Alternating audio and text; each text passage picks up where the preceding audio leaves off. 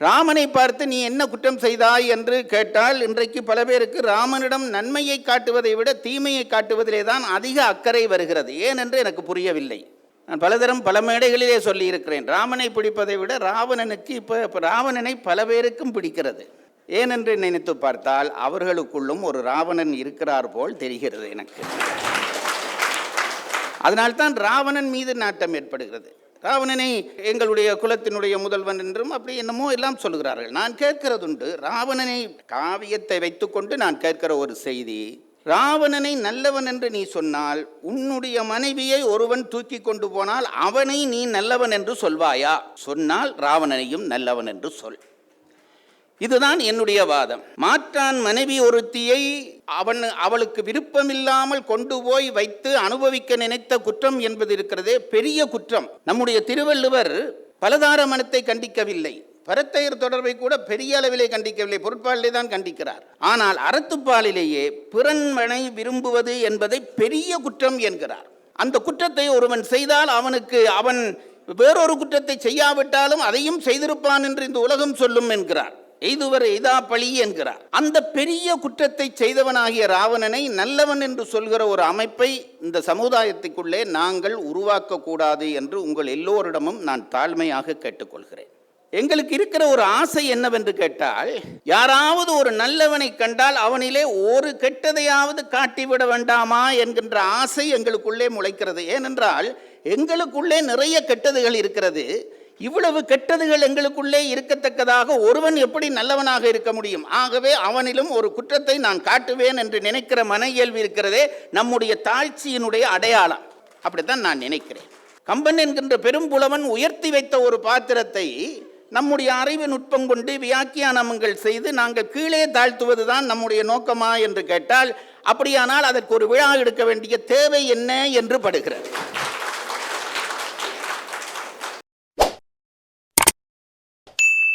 ஒரு சபை எவ்வளவு ஒத்துழைக்கிறதோ அந்தப்படித்தான் ஒரு பேச்சாளன் பேச முடியும்.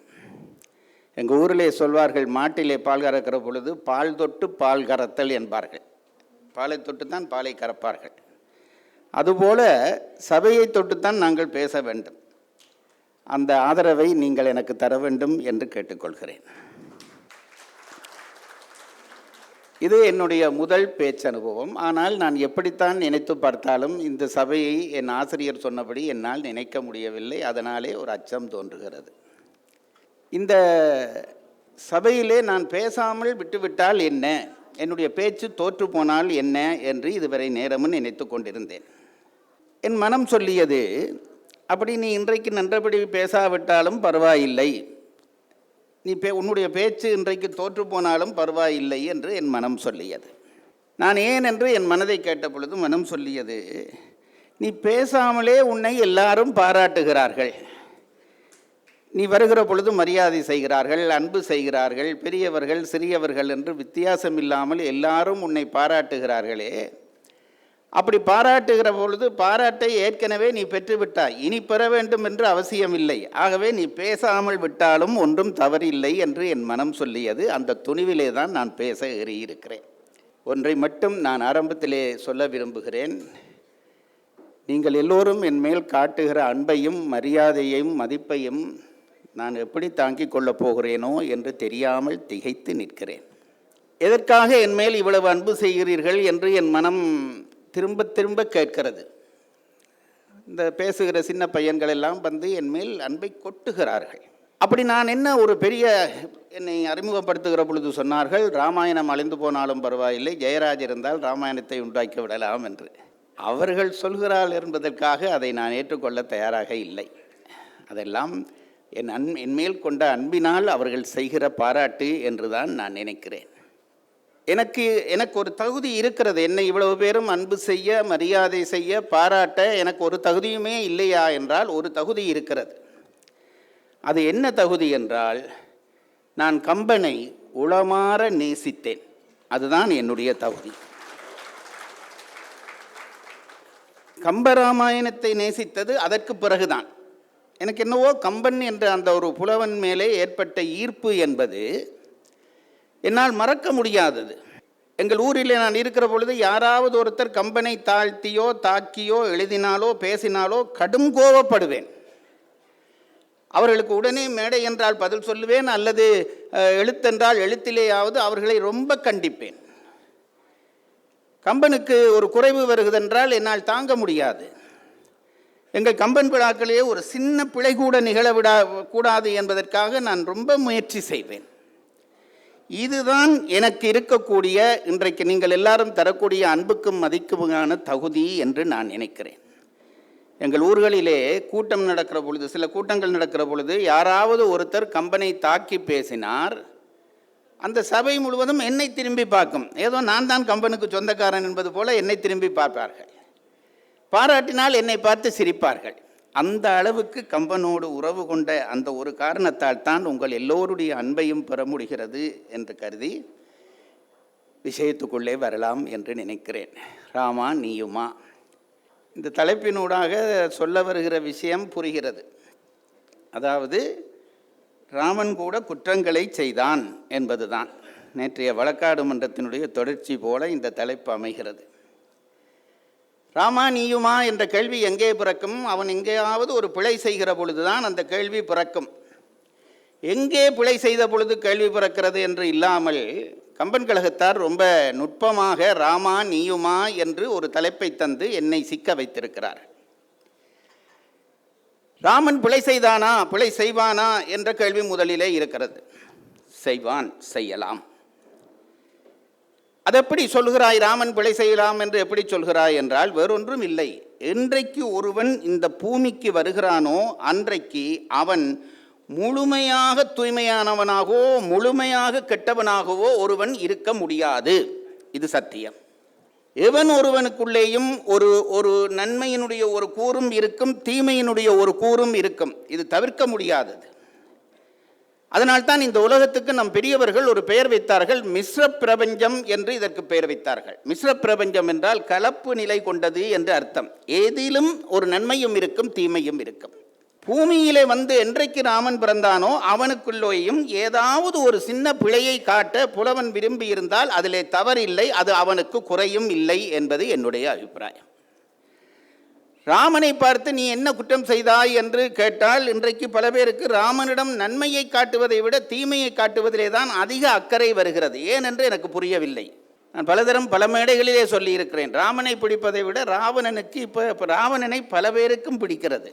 ஏனென்று நினைத்து பார்த்தால் அவர்களுக்குள்ளும் ஒரு ராவணன் இருக்கிறார் போல் தெரிகிறது எனக்கு. அதனால்தான் ராவணன் மீது நாட்டம் ஏற்படுகிறது.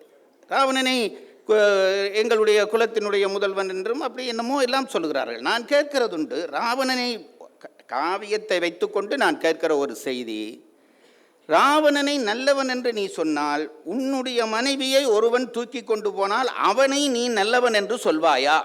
சொன்னால் ராவணனையும் நல்லவன் என்று சொல். இதுதான் என்னுடைய வாதம். மாற்றான் மனைவி ஒருத்தியை அவளுக்கு விருப்பமில்லாமல் கொண்டு போய் வைத்து அனுபவிக்க நினைத்த குற்றம் என்பது இருக்கிறதே பெரிய குற்றம். நம்முடைய திருவள்ளுவர் பலதார மனத்தை கண்டிக்கவில்லை, பரத்தையர் தொடர்பை கூட பெரிய அளவிலே கண்டிக்கவில்லை, பொருட்பாலிலே தான் கண்டிக்கிறார். ஆனால் அறத்துப்பாலிலேயே பிறன்மனை விரும்புவது என்பதை பெரிய குற்றம் என்கிறார். அந்த குற்றத்தை ஒருவன் செய்தால் அவன் வேறொரு குற்றத்தை செய்யாவிட்டாலும் அதையும் செய்திருப்பான் என்று இந்த உலகம் சொல்லும் என்கிறார். எய்துவர் எய்தா பழி என்கிறார். அந்த பெரிய குற்றத்தை செய்தவனாகிய ராவணனை நல்லவன் என்று சொல்கிற ஒரு அமைப்பை இந்த சமுதாயத்துக்குள்ளே நாங்கள் உருவாக்கக்கூடாது என்று உங்கள் எல்லோரிடமும் நான் தாழ்மையாக கேட்டுக்கொள்கிறேன். இதை நான் சொல்வதற்கு காரணம் இருக்கிறது. பிழைகள் காட்டுவாயா என்றால் காட்டலாம், சும்மா விளையாட்டுக்காக சொல்லுகிறேன். ராமன் குருவினுடைய வார்த்தையை மீறியவன் ஒன்று எங்கே என்று நீங்கள் கேட்பீர்கள். வசிட்டர் ராமனுக்கு சொன்ன ஆலோசனை யாரோடும் பகை கொள்ளலன் என்றபின் போரொடுங்கும் புகழொடுங்காது என்றான். இதுதானே அவனுக்கு சொன்ன வார்த்தை. ராமன் போர் செய்யாமலா இருந்தான்? எத்தனையோ போர்களை செய்தான். அப்படியானால் அவன் குருவினுடைய வார்த்தையை மீறினான் என்று சொல்வதிலே தவறில்லை. அதற்கு பிறகு அவன் மேலே போகிற பொழுது சூர்பனகையோடு அவன் விளையாடிய விளையாட்டு, இதை இன்றைக்கு வழக்காடு மன்றங்களிலே வைத்து குற்றம் சொல்கிறார்கள். அதுபோலவே இன்னும் சற்று தாண்டி போனால் வாலிவதையை செய்த குற்றச்சாட்டை பெரிய குற்றமாக ஆக்குகிறார்கள். சூர்பனகையோடு பேசிய விளையாட்டு குற்றமாகிறது. கடைசியாக வந்து பார்த்தால் சீதையை தீக்குளிக்க செய்த காட்சி இருக்கிறதே, தீக்குளிப்பு காட்சி, அதை யாரும் இன்றைக்கு வரைக்கும் மன்னிக்க தயாராக இல்லை. எங்களுக்கு இருக்கிற ஒரு ஆசை என்னவென்று கேட்டால், யாராவது ஒரு நல்லவனை கண்டால் அவனிலே ஒரு கெட்டதையாவது காட்டிவிட வேண்டாமா என்கின்ற ஆசை எங்களுக்குள்ளே முளைக்கிறது. ஏனென்றால் எங்களுக்குள்ளே நிறைய கெட்டதுகள் இருக்கிறது. இவ்வளவு கெட்டதுகள் எங்களுக்குள்ளே இருக்கத்தக்கதாக ஒருவன் எப்படி நல்லவனாக இருக்க முடியும்? ஆகவே அவனிலும் ஒரு குற்றத்தை நான் காட்டுவேன் என்று நினைக்கிற மன இயல்பு இருக்கிறதே நம்முடைய தாழ்ச்சியினுடைய அடையாளம். அப்படித்தான் நான் நினைக்கிறேன். ராமன் குற்றம் செய்தானா என்றால், குற்றம் செய்தது போல கம்பன் காட்டினானே ஒழிய குற்றம் செய்யவில்லை. நான் சொன்னேனே, இந்த பல இடங்கள் குரு வார்த்தை மீறினான், பெண்ணை கொலை செய்தான், அதற்கு பிறகு வாலியை கொலை செய்தான், சூர்பனகையோடு விளையாடினான், அதற்கு பிறகு சீதையை தீக்குளிக்க வைத்தான் என்று சொல்கிறவை எல்லாவற்றையும் குற்றமாக விரித்துரைக்கலாம். நான் எப்பொழுதும் ஒன்று கேட்கிறேன், ஒரு விழாவெடுத்து ஒரு சபை அமைத்து அதிலே ஒரு பேச்சாளனை பேச வைத்து உயர்ந்து நின்ற ஒரு பாத்திரத்தை தாழ்த்துவதற்காகத்தானா நாங்கள் இத்தனையும் செய்கிறோம்? எனக்கு புரியவில்லை. கம்பன் என்கின்ற பெரும்புலவன் உயர்த்தி வைத்த ஒரு பாத்திரத்தை நம்முடைய அறிவு நுட்பம் கொண்டு வியாக்கியானங்கள் செய்து நாங்கள் கீழே தாழ்த்துவதுதான் நம்முடைய நோக்கமா என்று கேட்டால், அப்படியானால் அதற்கு ஒரு விழா எடுக்க வேண்டிய தேவை என்ன என்று படுகிறது. எனக்கு முதல் நாள் விழாவிலே நான் ரொம்ப ரசிக்கிற கவிஞர் வைரமுத்து அவர்கள். அவர் பெரிய மகா கவிஞர் என்பதிலே எந்த சந்தேகமும் இல்லை. அவர் அன்றைக்கு என்னை ரொம்ப பாராட்டி பேசினார். ஆனால் அவர் இந்த வாலிவதை பற்றி சொல்கிற பொழுது ஒரு செய்தி சொன்னது என் மனதிலே ரொம்ப தைத்தது. என்ன சொன்னார்? வாலிவதை வழக்கிலே இருந்து ராமனை நான் காப்பாற்றுகிறேன் என்று நினைத்து கொண்டு அவர் சொன்னது, அவன் குற்றவாளி இல்லை, ஏனென்றால் அவனுக்கு புத்தி சுவாதீனம் இல்லை என்கிறார். ராமனை பைத்தியக்காரனாகிவிட்டால் இந்த குற்றத்திலே இருந்து தப்ப வைத்து விடலாமா? அதற்காக அந்த திகைத்தனன் என்ற வார்த்தைக்கு அகராதியிலே தேடி ஒரு பொருள் சொல்லி ராமன் புத்தி குறைந்தவன், புத்தி சுவாதீனமற்றவன் என்று சொன்ன அந்த வார்த்தையை கேட்ட பொழுது நெஞ்சிலே கொஞ்சம் வலித்தது. தாழ்ந்தவர்களை உயர்த்த வேண்டுமே தவிர உயர்ந்தவர்களை நாம் தாழ்த்தக்கூடாது. அது ரொம்ப முக்கியமானது. இலக்கியங்கள் அதற்காகத்தான் இலக்கியங்கள் பிறக்கின்றன. ஒரு நான் என்னுடைய ஆசிரியரிடம் திருக்குறள் படிக்கிற பொழுது, அவர் ஒரு பெரிய மேதை, அவரிடம் கேட்டேன், ஏன் உரையாசிரியர்களுக்கூடாக நாங்கள் திருக்குறள் படிக்க வேண்டும்? என்ன தேவை? நாங்களாக படிக்க முடியாதா? 1.25 வரியிலே ஓரளவு விளங்கத்தக்கதாகத்தானே சொல்லியிருக்கிறார். திருக்குறளை நாங்களாக படிக்கக்கூடாதா? ஏன் உரையாசிரியர் வேண்டும் என்று நான் கேட்டேன்.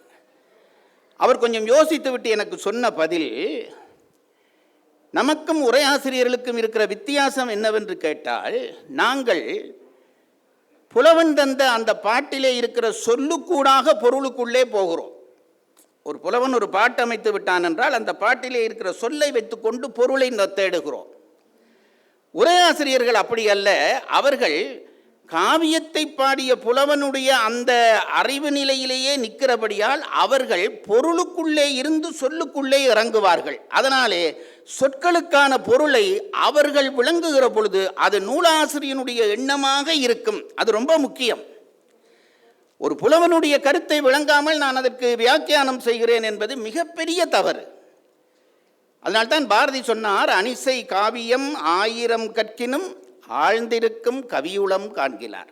ரொம்ப படித்து எல்லாம் பாடமாக்கி எனக்கு அதை விட இன்னொன்று பிடித்தது என்று இருக்கிறது. பாரதியே தான் சொன்னான், பதியும் சாத்திரத்து உள்ளுரை காணார், பானை தேனில் அகப்பையை போல்வார்.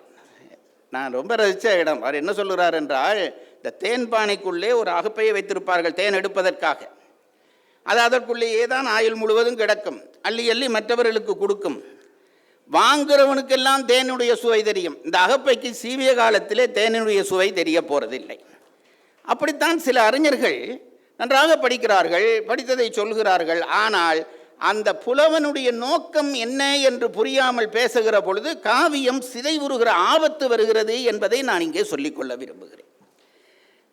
கம்பன் ராமனை குற்றம் சாட்டுவது அவனுக்கு நோக்கமே இல்லை. அதை முதல் அனுமானம் என்று ஒன்று இருக்கிறது. ஒரு உண்மையை காண்பதற்கு 3 பிரமாணங்களை நம் பெரியவர்கள் நியமித்திருக்கிறார்கள். ஒன்று காட்சி, கண்டறிவது. அடுத்தது அனுமானித்தறிவது, அனுமான பிரமாணம். அடுத்தது ஆகம பிரமாணம். இது 3 தான் பிரமாணங்கள். காட்சி என்பது கண்ணாலே கண்டறிவது. அதை விட கண்ணாலே கண்டு அறிகிற அறிவை விட சிந்தித்து அறிகிற அறிவு பெரிய அறிவு, அனுமானித்து அறிகிற அறிவு பெரிய அறிவு. ஒரு நீதிபதி காரிலே வந்து கொண்டிருக்கிறார். வழியிலே கூட்டம். விலைக்கு பார்த்தால் ஒருவன் விழுந்து கிடக்கிறான். அவன் நெஞ்சிலே ஒரு கத்தி பாய்ந்திருக்கிறது, இரத்தம் பொங்குகிறது. அதை ஒருத்தன் பிடித்தபடி இருக்கிறான். இது காட்சி பிரமாணம். இதை பார்த்துவிட்டு நீதிபதி கோர்ட்டில் போய் தீர்ப்பு சொன்னால் என்ன சொல்ல வேண்டும்? இவன் தான் குற்றவாளி, இவன் கத்தியால் குத்தியதை நான் கண்டேன் சொல்ல வேண்டும். ஆனால் அவன் குற்றவாளி இல்லை. ஏனென்றால் அனுமான பிரமாணத்தை அவர் பாவிக்க மறந்து விட்டார். என்னவென்றால், குத்தியவனுடைய முகத்திலே விகாரம் இல்லை. கத்தியை குத்தினவன் ஒருத்தன் எப்படி இருப்பான்? அப்படி விகாரம் இல்லை. சூழ இருக்கிறவர்கள் அவனை பார்க்கிற பார்வையிலே பகை இல்லை. அப்போ என்ன நடந்தது தெரியுமா? ஆரோ குத்தி விட்டு போன கத்தியை இழுத்து அவனை காப்பாற்ற முற்பட்டவனை இவர் பார்த்தாரே. இது காட்சி பிரமாணம். அனுமான பிரமாணம் வருகிற பொழுது காட்சி பிரமாணம் தோற்று போய்விடுகிறது. ஆகவே அதை விட ஆகம பிரமாணம் என்பது மிக பெரியது. அதை சொல்ல இப்போ நேரம் இல்லை. உயர்ந்தவர்கள் சொன்னால் ஒத்துக்கொள்வது. கேள்வி வரும், யார் அந்த உயர்ந்தவர்கள் என்று. அதற்கு விளக்கம் சொன்னால் இப்போ நேரம் போய்விடும். இந்த 3 பிரமாணங்கள் தான் பிரமாணங்கள். ஒரு உண்மையை நாங்கள் சொல்ல புறப்படுகிற பொழுது இந்த 3 பிரமாணங்களுக்கூடாக நாங்கள் ஒரு விஷயத்தை பார்க்கிறோமா என்று அறிய வேண்டும். இப்போ நான் சொல்லுகிறேன், ராமன் குற்றவாளி, ராமா நீயுமா என்று ஒரு குற்றவாளியாக ஒரு காட்சியை வைத்து நான் பேசிவிட்டு போய்விடலாம். நான் கேட்கிறேன், ராமனை குற்றவாளியாக்குகிற கம்பனா ஆரம்பத்திலே காசில் கொற்றத்து ராமன் கதையரோ என்று எழுதுவான். காசில் கொற்றத்து ராமன் கதையரோ என்று எழுதிவிட்டு தான் காவியத்துக்குள்ளேயே நுழைகிறான். ஆகவே குற்றம் இல்லாத ராமன் என்று சொன்ன கம்பன் பின்னாலே குற்றம் சொல்லுகிறான் என்றால் அதற்கு ஏதோ ஒன்று இருக்கிறது என்று சிந்திக்க தவறினோமானால் காவியத்தை படிக்கிற தகுதி இழந்தவர்களாக நாம் ஆகிவிடுவோம். ஆகவே ஒவ்வொரு காட்சியையும், ராமன் மேலே குற்றம் பெறுகிற ஒவ்வொரு காட்சியையும் பார்க்கிற பொழுது நாம் எப்படி பார்க்க வேண்டும் என்றால், இவன் பிழை செய்ய நியாயமில்லை. நான் அப்படித்தான் சொல்லுகிறதுண்டு. என்னுடைய திருக்குறள் மாணவர்களுக்கு திருக்குறள் சொல்லுகிற பொழுது நான் சொல்வேன், அவர்கள் புத்திசாலிகளாக இருப்பார்கள். கெட்டித்தனமாக பரிமள உரையிலே ஒரு பிழை கண்டுபிடிப்பார்கள். நான் அவர்களுக்கு சொல்வது, அப்படி செய்யாதீர்கள். ஒரு பிழையை காண்பதிலே தவறில்லை. இந்த பிழையை பரிமேலழகர் விட்டிருக்க நியாயமில்லை என்ற உறுதி உனக்கு இருக்க வேண்டும். திருக்குறளை படிக்கிறாய், பரிமேலழகரை படிக்கிற பொழுது பரிமேலழகர் பிழை செய்திருக்க மாட்டார். ஏனென்றால் முன்னும் பிழை செய்யவில்லை, பின்னும் பிழை செய்யவில்லை. இதில் பிழை செய்ய நியாயமில்லை. ஆனால் பிழையாக தெரிகிறது என்றால் இதற்குள்ளே இருக்கிற சரி என்ன என்று தேடு என்று என் மாணவர்களுக்கு நான் சொல்லுவேன். அது ரொம்ப முக்கியம். அதுதான் படிக்கிற முறை. ஒரு காவியத்திலே ஒரு பாத்திரத்தை கொச்சைப்படுத்தி விட்டு போவதற்கு புத்திசாலித்தனம் தேவையில்லை. யாராவது ஒரு பாத்திரம் இறங்குகிற மாதிரி இருந்தால் அதை ஏற்றுவதற்குத்தான் புத்திசாலித்தனம் வேண்டும். அதற்குத்தான் வியாக்கியானங்கள் வேண்டும். அப்படித்தான் கம்பன் படிக்கிற கடைசி காட்சிக்கு வருகிறேன். இந்த தீக்குளிப்பு. எனக்கு மற்றவையெல்லாம் சொல்ல நேரம் சரி வரும் என்று தெரியவில்லை. தீக்குளிப்பை மட்டும் சொல்லிவிடுகிறேன். எல்லாரும் என்ன சொல்லுகிறார்கள்? ராமன் சீதையை சந்தேகித்தான், நெருப்பிலே இறங்க சொன்னான், இது பெண்களுக்கு செய்த, பெண் இனத்துக்கு செய்த அவமரியாதை, இப்படியெல்லாம் என்னென்னவோ சொல்கிறார்கள். நாங்கள் அந்த காட்சியை கவனிக்கவில்லை என்பதுதான் இந்த வாதங்களில் இருந்து நமக்கு தெரிய வருகிற உண்மை. ராமன் ஏன் சீதையை தீக்குளிக்க செய்தான், தீக்குளிக்கும்படியான ஒரு சூழ்நிலையை ஏன் உருவாக்கினான் என்பதை தேடி பார்க்கிற பொழுதுதான் பிழை போல அமைக்கப்பட்ட ஒரு காட்சிக்குள்ளே இருக்கிற சரியை நாம் கண்டுபிடித்துக் கொள்கிறோம். அது ரொம்ப முக்கியமானது. சாதாரணமாக சொல்லுகிறேன். காட்சி தொடங்குகிறது. ராவணன் இறந்து போய்விட்டான். ராவணன் இறந்து போய்விட்ட உடனே போர்க்களத்திலே ராமன் நிற்கிறான். உடனடியாக அனுமனையும் லக்குவனையும் கூப்பிட்டு, நீ வீடனனுக்கு முடிசூட்டுங்கள் என்கிறான். வீடனுக்கு முடிசூட்டுங்கள் என்கிறான். போர்க்களத்திலே வைத்து இந்த உத்தரவு அவசியமா என்று நான் நினைத்து பார்த்தேன். எவ்வளவு அனுபவசாலியாக கம்பன் இருப்பான் என்று தெரிந்தது. ஒரு நாட்டிலே ஒரு நாடு தலைவன் இல்லாமல் ஒரு நிமிடம் கூட இருக்கக்கூடாது. இருந்தால் அந்த நாட்டுக்குள்ளே எதிரிகள் சுகமாக புகுந்து விடுவார்கள். அதனால்தான் இந்திரா காந்தி அம்மையாரை சுட்டுக் கொன்ற பொழுதும் ராஜீவ்காந்தி அவர்களை சுட்டுக் கொன்ற பொழுதும் அவர்கள் இறந்து விட்ட பிறகும் பல நேரத்துக்கு பிறகுதான் அவர்கள் இறந்த செய்தியை அறிவித்தார்கள். அதற்கிடையிலே இன்னொரு பிரதமரை நியமித்து கொண்டுதான் அதை அறிவித்தார்கள். இதை அன்றே கம்பன் செய்கிறான். ராவணன் இறந்து போய்விட்டான், இப்போ இலங்கைக்கு தலைமை இல்லை. தலைமை இல்லாத இலங்கைக்குள்ளே இவன் தான் எதுவும் செயல்படக்கூடாது, ஒரு தலைவன் தான் செயல்பட வேண்டும். ஆகவே உடனடியாக வீடணனுக்கு முடிசூட்டும்படியாக லக்குவணனுக்கும் அனுமனுக்கும் உத்தரவிடுகிறான். முடிசூட்டப்படுகிறது. வருகிறார்கள், ராமனை பணிகிறார்கள். இப்போ ராமன் இப்போ அவனுக்கு கேட்குற உரிமை வந்து விட்டது. ஏன், இவன் தலைவனிடம் தான் கேட்கிறான், ஒரு நாட்டினுடைய ஆட்சியை பொறுப்பேற்றவரிடம் கேட்கிறான். என்ன கேட்டான்? நம்ம தேவியை சீரோடும் தா. இந்த குற்றம் சொல்லுகிறவர்கள் இந்த வார்த்தைகளை எல்லாம் கவனிக்கவே மாட்டார்களா என்று நினைக்கிறேன். இதில் வர்ற வார்த்தைகள் பாருங்க, நம தேவியை, என் மனைவியை என்கிறான். மனைவி இல்லை என்று பின்னுக்கு பேசுகிற அவனுடைய கோப வார்த்தைகளை விளங்குகிறவர்கள் ஆரம்பத்திலே இவன் சொன்ன இந்த வார்த்தையை அவர்களுக்கு புரியவில்லையா? என்ன சொல்லுகிறான்? என் மனைவியை கொடு, சீரோடு தா என்று அவன் கேட்கிறான். இதில் என்ன ஒரு தவறு நிகழ்ந்து விடுகிறது என்றால், சில நேரத்திலே நாம் ஒன்று நினைப்போம், வேறொன்று நடந்துவிடும். அப்போது இதில் இந்த காட்சியிலே நடக்கிற பிழை என்னவென்றால், இப்போ வீடணன் எல்லாம் முடிந்து விட்டது, அரசனாக முடியேற்று விட்டான். யாராக இருந்தாலும் ஒரு பெருஞ்செல்வம் பெறுகிற பொழுது மனம் தடுமாறுவது இயல்புதான்.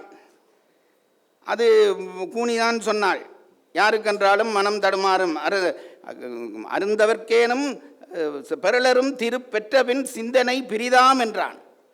அறம் நிரம்பிய அருளுடை அறந்தவர்க்கேனும் பெறலரும் திருப்பெற்றபின் சிந்தனை பிரிதாம். மனம் கொஞ்சம் தடுமாறும். திடீரென்று ஆட்சி முடிசூட்டு விழா, இலங்கைக்கு இவன் தலைவன் என்று ஆனவுடனே ராமன் மீதான கடமைப்பாடு இவனுக்குள்ளே ரொம்ப சங்கடப்படுத்துகிறது. நான் எல்லா இடமும் சொல்வதுண்டு, ஒரு நாடாகட்டும், ஒரு அரசாங்கமாகட்டும், ஒரு அலுவலகமாகட்டும், ஏன் ஒரு விழாவாகட்டும், நம்மை சார்ந்த பாதிப்புகளுக்கு விழாக்களிலே இடம் கொடுக்கக்கூடாது. இவர் எனக்கு வேண்டப்பட்டவர், இவர் வேண்டப்படாதவர் என்று இடம் கொடுக்கக்கூடாது. இது நான் எப்பொழுதும் நினைக்கிறது உண்டு. இப்போ வீடணனுக்கு அந்த நடுநிலைமை கொஞ்சம் தடுமாறுகிறது. ராமன் தானே தனக்கு இதெல்லாம் கொடுத்தான், ராமன் தானே ஆட்சியை கொடுத்தான். இப்போ சீரோடும் நம்ம தேவையை தா என்ற உடனே இவன் நினைத்தான், அவன் புத்திசாலி, கவிஞரில் அறிவில் மிக்கான் என்று கம்பனே பாடுகிறான். அவன் என்ன செய்கிறான்? சீதையை ரொம்ப நாள் பார்க்காதிருந்த ராமனுக்கு சீதையை அழகியாய் பார்க்க வேண்டும் என்று ஆசை வந்து விட்டது என்று அந்த வார்த்தைக்கு முடிவெடுத்தான். சீரோடும் தா என்றால் அழகியாக கூட்டிக் கொண்டு வா என்பது போல முடிவெடுத்து விட்டான். போய் சீதையிடம் சொல்லுகிறான், அம்மா ராமரும் உன்னை போர்க்களத்துக்கு அடுத்தது. இந்த குற்றம் சொல்லுகிறவர்கள் இன்னொன்றையும் யோசிக்க வேண்டும். சீதையை போர்க்களத்துக்கு ஏன் கூப்பிடுவான்? சீதையை பார்க்கிறது தான் ஆசை என்றால் ராமன் போய் பார்க்க வேண்டியது தானே. போர்க்களம் என்பது பொது இடம், எல்லா படையினரும் இருக்கிறார்கள், குரங்குகள் இருக்கின்றன, அரக்கர் சேனையிலே மிஞ்சியவை இருக்கின்றன. இந்த இடத்திலே கொண்டு வந்து சீதையை கூட்டிக் கொண்டு வா என்று சொல்வதற்கு ஒரு காரணம் வேண்டும் அல்லவா? அதையும் நாங்கள் சிந்திப்பதில்லை. உடனே சும்மா குற்றம் சாட்டுவது. இவன் போனான், சீதையை அலங்காரம் பண்ண வேணும் என்றால், சீதை சொன்னால் இந்த பேச்சுக்கு இடமில்லை, நான் இருக்கிற இந்த தவக்கோலத்தை என் ராமன் பார்க்க வேண்டும், இந்த உலகம் பார்க்க வேண்டும். பாருங்கள், எவ்வளவு மனப்பொருத்தம் உடைய கணவனும் மனைவியுமாக ராமன் சீதை இருந்திருப்பார்கள். நாங்களாக இருந்தால் உன்னை அலங்காரப்படுத்தி கொண்டு வந்த உடனே அவசரப்பட்டு எழும்பி அதுக்கான மேக்கப்பை தொடங்கிடுவோம். சீதை சொன்னால் நான் வரமாட்டேன், இந்த தோற்றத்திலே நான் போர்க்களத்துக்கு வந்து ராமனுக்கு முன்னாலே நான் தவம் இருந்த காட்சியை அவன் காண வேண்டும். அவள் 10 மாதங்களாக உண்ணவில்லை, உறங்கவில்லை, அப்படியே மன்மதன் கீறிய ஓவியம் புகையுண்டது போல கிடந்தான் என்கிறான் கம்பன். இதில் சிறப்பு, நேற்று கூட யாரோ கேட்டார்கள், பல்லு விளக்கிறதை பற்றி கம்பன் பாடினானா என்று. பாடியிருக்கிறான். சீதையை கூட்டி கொண்டு வர சொன்னோன்னே சீதைக்கு பல்லு விளக்கினார்களாம். ஏன்னா 10 மாதமாக அவள் பல்லு கூட விளக்கியிருக்க மாட்டாள் போல் இருக்கிறது. அதையெல்லாம் பாடுகிறான் கம்பன். அலங்காரம் பண்ணி கூட்டிக் கொண்டு வருகிறார்கள். புஷ்ப விமானத்திலே ஏற்றியாகிவிட்டது. நீங்கள் இப்பொழுது அந்த இடத்துக்கு உங்கள் மனதை கொண்டு போக வேணும். உங்களை ராமன் சீதையாக நினைத்து கொண்டு. போர்க்களம், ராமனுடைய நோக்கம் சீதையினுடைய தவக்கோலத்தை உலகம் காண வேண்டும் என்பது. இப்போ சீதை புஷ்ப விமானத்தில் வருகிறாள். யாருடைய? ராவணனுடைய புஷ்ப விமானத்தில் வருகிறாள். அலங்கார பூசிதையாக வருகிறாள். அவளுக்கு எல்லா அலங்காரமும் பண்ணி இருக்கிறார்கள். வந்து போர்க்களத்திலே இறக்குகிறார்கள். இப்போ சீதை இறங்கினோடனே ராமனுக்கு எப்படி இருந்திருக்கும்? அவன் நினைத்தது ஒன்று, நடந்தது ஒன்று. இப்படி பண்ணிவிட்டானே வீடணன் என்பதிலே அவனுக்கு ஒரு சினம் வருகிறது. இது நான் ஊகித்து சொல்வதில்லை, கம்பன் எம்மை ஊகிக்கும்படியான காட்சிகளை வைக்கிறான். சீதை வந்து விட்டாள் என்ற உடனே தேவர்கள் முனிவர்கள் எல்லோரும் முண்டி அடித்துக்கொண்டு சீதையை காண வேண்டும் என்று முன்னுக்கு வருகிறார்கள். இப்போ அரசாங்கம் யார் கையிலே? பழையபடி அரக்கர் கையிலே தான் இருக்கிறது. இப்போ அந்த அரக்க வீரர்கள் என்ன செய்கிறார்கள்? இவர்களை பிடித்து தள்ளி ஓரங்கட்டி சீதையை கொண்டு வர வேண்டும் என்று தள்ளுகிறார்கள். இது தப்பா? ஒரு தலைவர் வருகிறார் என்றால் அவர் மேலே மக்கள் விழாமல் இருக்க வேண்டும் என்பதற்காக ஒதுக்கி கூட்டி கொண்டு வருவது இயல்புதான். அப்படித்தான் கூட்டி கொண்டு வருகிறார்கள். கூட்டி கொண்டு வந்தோடனே முனிவர்கள் ராமனை பார்த்து, ராமா எங்களை சீதையை பார்க்க விடுகிறார்கள் இல்லையே என்று சொன்ன உடனே ராமன் கடும் கோபம் கொண்டு வீடணனை திட்டுகிறான். அந்த திட்டு இந்த செயலுக்காக விளந்த திட்டில்லை. நீ நான் சொன்னதை விளங்கி கொள்ளாமல் சீதையை இப்படி கொண்டு வந்து அநியாயம் பண்ணிவிட்டாயே என்பதற்காக விளைந்த திட்டு. நீங்கள் அந்த பாடல் வரிகளை எடுத்து பாருங்கள். நேரடியாக இரட்டை அர்த்தம் தெரியும்.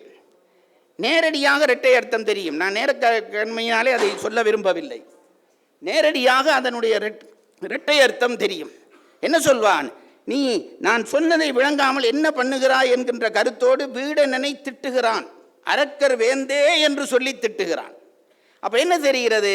நான் சொன்னதை வீடணன் விளங்கவில்லையே என்றதிலே ராமன் மனதிலே கொஞ்சம் சினம் எழும்பி விட்டது. இப்போ அடுத்து என்ன செய்வது? ராமனுக்கு பெரிய கஷ்டமான சூழ்நிலை. சீதை வந்து விட்டால் வேணுமென்றால் வீடணனை கேட்டிருக்கலாம். வீடனா என்ன இப்படி சீதை அலங்காரமாக வருகிறாள் என்றால் அவர் சொல்லியிருப்பார். ஆனால் உலகம் அதை ஒப்பாது. இந்த உலகம் இருக்கிறதே நல்லவனிடமும் தீமை காண ஆசைப்படுகிற உலகம். அதுதான் இந்த உலகம். மறந்து போகாதீர்கள். நல்லவனிடமும் தீமை காண ஆசைப்படுகிற உலகம். ஏனென்றால் தீமையின் மேல் தான் இந்த உலகத்துக்கு நாட்டம் அதிகம். இந்த உலகத்திலே சைவ சித்தாந்திகள் சொன்னார்கள், பதி பசு பாசம் என்கின்ற மூன்றிலே பதி ஒரு பக்கம், பசு ஒரு பக்கம், நடுவிலே பாசம். பாசம் என்பது ஜடம், இருள். இப்போ பதிக்கு முற்றறிவு, பசுவுக்கு சிற்றறிவு. ஆனால் முற்றறிவு சிற்றறிவு என்ற வகையிலே இது ரெண்டும் உறவானது. இப்போ என்ன செய்திருக்க வேண்டும்? இந்த பசு பதியை போய் சேர்ந்திருக்க வேண்டும். ஆனால் பாசத்தை தான் போய் சேர்ந்தது. என்ன காரணம் தெரியுமா? உயிருக்கு இருக்கிற இயல்பு தீமையிலே ஏற்படுகிற நாட்டம். அந்த நாட்டத்தினாலே தான் உயிர் அந்த மலத்தை அடைந்தது என்று பெரியவர்கள் சொல்லுகிறார்கள். இன்றைக்கு நமக்கு ஒரு பழமொழி இருக்கிறதே, பசு பன்றியோடு சேர்ந்த கன்றும் பவ்வி உண்ணும். ஏன் மாற்றி சொல்லக்கூடாதா? கன்றோடு சேர்ந்த பசு புல் தின்னும் என்று சொல்லக்கூடாதா? கன்றோடு சேர்ந்த பன்றி புல் தின்னும் என்று சொல்லக்கூடாதா? சொல்லலாம், நடக்காது. ராமலிங்கம் சொன்னதுதான், சொல்லக்கும் பொருளவ்வாது. ஏனென்றால் தீமை மேலே இருக்கிற நாட்டத்தினாலே தான் நாங்கள் எங்கும் தீமை காண விரும்புகிறோம். இப்போ சீதை வந்து நின்று விட்டால், காட்சி பிழைத்து விட்டது. இப்போ என்ன செய்ய வேண்டும்? இந்த சீதையினுடைய தூய்மையை உலகத்துக்கு நிரூபித்த பிறகுதான் இனி ஏற்க வேண்டும் என்று ராமன் நினைக்கிறான். அவள் தவக்கோலத்திலேயே வந்திருந்தால் பிரச்சனையே இருந்திருக்காது. அப்போ இப்போ என்ன செய்வதென்று முடிவு செய்கிறது. அந்த ஒரு நிமிஷத்திலே ராமன் ஒரு முடிவு செய்கிறான். ஒரு நாடகத்தை நடக்கத்தான் வேண்டும். நாடகத்தை நடத்துவதன் மூலம் சீதையினுடைய தூய்மையை இந்த உலகத்துக்கு உணர்த்த வேண்டும் என்று முடிவு செய்கிறான் ராமன். வேறு வழி இல்லாமல் அதை செய்கிறான். என்ன செய்கிறான்? கம்பன் பண்ணுகிற வேலை இருக்கிறதே, ஒரு புலவனுக்குள்ளே நாம் கரைந்து தேட வேண்டும். அப்போதான் அவன் என்ன சொல்ல வருகிறான் என்று நமக்கு புரியும். புலவன் என்ன, ராமன் என்ன சொன்னான் தெரியுமா? கம்பன் என்ன சொன்னான் தெரியுமா? ராமனை பற்றி சொல்லுகிற பொழுது சீதையை அவன் ஒரு தரம் கனிந்து பார்த்தான். அதுக்கு என்ன எழுதுகிறான்? அற்புறு கணவனும் அமைய நோக்கினான். அற்புறு என்றால் அன்புறு. அட பாவிகளா, சீதையை இப்படி குற்றம் சாட்டு பேசுகிற உங்களுக்கு இந்த வரி கண்ணிலே தெரிவதே இல்லையா? கம்பனே பதிவு செய்கிறானே, அற்புறு கணவனும் அமைய நோக்கினான். சீதையை அன்போடு பார்க்கிறான். கம்பன் போடுகிற வார்த்தைகளை பாருங்கள். அற்புறு கணவன், அன்புள்ள கணவன். அவன் சொன்ன பிறகு சீதையை இவன் சந்தேகப்பட்டான் என்று நினைக்க உனக்கு அனுமதி இருக்கிறதா? அனுமானம் உனக்கு அதுக்கு இடம் தருகிறதா? தந்தால் உனக்கு அறிவில்லை என்று அர்த்தம். அப்படித்தான் நான் நினைக்கிறேன். அப்போ அதை சொல்லிவிட்டு அதற்கு பிறகு தன் நாடகத்தை தொடங்குகிறான். உந்திரம் ஓந்தனை ஒழுக்கம் பால்பட மாண்டிலை, ஏன் அங்கே இருந்து மாமிசம் எல்லாம் சாப்பிட்டாயே, இப்படித்தான் அலங்காரம் பண்ணி கொண்டிருந்தாயா? கேட்கக்கூடாத கேள்விகள் தான், வேறு வழி இல்லை. நான் எப்பொழுதும் சொல்லுகிறேன் பாருங்கள், சமுதாய வாழ்வு என்று ஒருவன் வந்துவிட்டால் அவன் மட்டுமல்ல, அவன் குடும்பத்தாருடைய தூய்மையையும் அவன் நிரூபித்துத்தான் ஆக வேண்டும். ஏன் என்று இப்போ பல பேர் கேட்கிறார்கள், சீதைக்கும் ராமனுக்குமான தொடர்பு அது கணவன் மனைவி தொடர்பு அல்லவா, நீ அரசனாக இருந்தால் அவளை ஏன் தீக்குளிக்க செய்தாய் என்று கேட்டால், நான் சொல்வதுண்டு, ஒரு சமூக பிரமுகராக ஒருவர் மாறிவிட்டால் அவருக்கு மட்டுமா சமூகம் மரியாதை தருகிறது? ஒரு சமூக பிரமுகர் கோயிலுக்கு போகிறார், குடும்பத்தோடு போகிறார், போனால் என்ன நடக்கிறது? கியூவில் நிற்கிற அத்தனை பேரும் விலத்தி அவர்களை உள்ளே விடுகிறார்கள். அப்போ அந்த தலைவரோடு சேர்ந்து நீயும் சந்தோஷமாக தானே உள்ளே போனாய், உன்னையும் அந்த குடும்பம் என்று நினைத்து சமூகம் அங்கீகரித்ததே, உள்ளே போனாய் அல்லவா? அப்படியானால் நீ அந்த சமூகத்தினுடைய அங்கீகரிப்பை ஏற்கிறபடியால் தூய்மையை நிரூபிக்கிற பொழுது உன் குடும்பத்தையும் சேர்த்துத்தான் நிரூபிக்க வேண்டும் என்பதுதான் நம் மரபு. அந்த மரபின்படி தான் ராமன் நினைக்கிறான், சீதையினுடைய தூய்மை நிரூபிக்கப்பட வேண்டும். பல வார்த்தைகளால் கடும் பேசுகிறான். இப்போ சில பேர் கேட்பார்கள், இவ்வளவு திட்டுவானேன், சீதையை ஏன் இவ்வளவு திட்டுவான்? நேராக சீதையை தீக்குழி என்று சொன்னால் போதாதா என்றால், அதை கேட்கிறவன் என்ன சொல்வான்? இதுக்குள்ளே ஏதோ செட்டப் இருக்கிறது, ஏற்கனவே ஏதோ ஒழுங்கு பண்ணிட்டாங்க சார், அதனால தான் அப்படி இறங்கினார் என்பார்கள். இல்லை, ராமன் கோபிப்பதாக காட்டித்தான் சீதையை தீக்குளிக்க வைக்கிறான். இதில் இன்னொரு அனுமானம் நமக்கு தேவையானது, சீதையை ராமன் இவ்வளவு திட்டுகிற பொழுது லட்சுமணன் பேசாமல் நிற்கிறான்.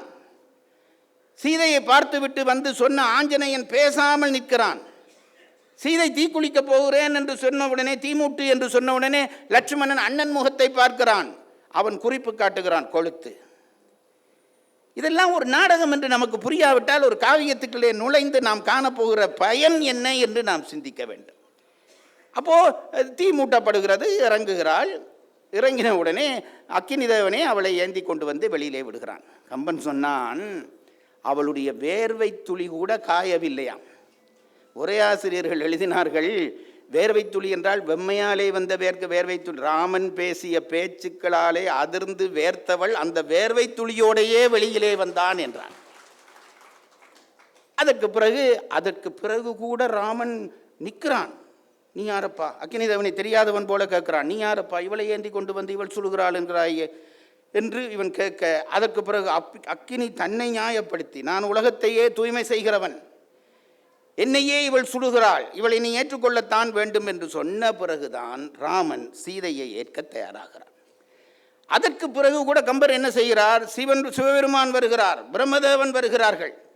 அவர்கள் எல்லாம் வந்து ராமனை நீ இவளை ஏற்க வேண்டும் என்கிறார்கள். அப்பவும் ராமனுக்கு முழு திருப்தி இல்லை. கடைசியாக இவன் ஆளப்போகிற நாட்டினுடைய உரிமைக்காரன் தசரதன், அவன் சொல்ல வேணும் என்று நினைக்கிறான். சிவன் கட்டளையிட தசரதனை கூட்டிக் கொண்டு வருகிறார்கள். கூட்டிக் கொண்டு வந்து அதற்கு பிறகு சொன்ன பிறகுதான் சீதையை இவன் அங்கீகரிப்பதாய் காட்டுவது என்பது இருக்கிறதே, இது நாடகம் என்பது நமக்கு தெளிவாக தெரிகிறது.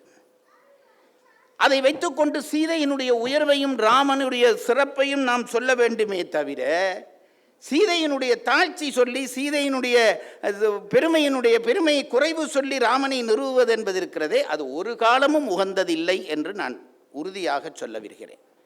கம்பன் விழாக்கிலே பேசுகிறவர்கள், இது என்னுடைய உத்தரவு ஒன்றும் இல்லை, என்னுடைய பணிவான வேண்டுகோள், காவியத்தை இருந்த நிலையை விட மெருகூட்ட வேண்டுமே தவிர அதற்கு கீழே இறக்கக்கூடாது. இதை நாம் தலைப்பு என்ன தலைப்பாகவும் இருக்கலாம், எப்படியும் பேசலாம், பேசுவதாலே ஒரு தவறும் இல்லை, பேசலாம். ராமனை குற்றவாளி என்று பேசுவதிலே ஒரு தவறும் இல்லை.